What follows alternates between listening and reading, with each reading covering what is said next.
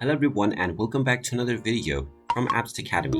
In this video, I'm going to show you how to add insurance to your Fedex shipment. So let's get started right away. First of all, open up the Fedex application on your device, and if you haven't logged into your account already, go ahead and use your email address and your password to log in. Once you have logged into your account, you will be taken into your homepage from which you can start making your shipment. Tap on the menu icon at the top left corner and then tap on the ship button to start making your shipment, and this will take you into the shipment details page. Once you fill up all of the details regarding the addresses, the sender details, as well as the location where you want it to be dropped, you can proceed forward, and within the screen where you make your payment, you will see the option to add insurance. Make sure to check on the add insurance box and proceed forward and then make your payment, and this will add your insurance onto your shipment.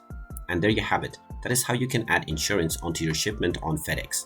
If you find this video helpful, make sure you hit that like button and subscribe to our channel if you haven't done so already.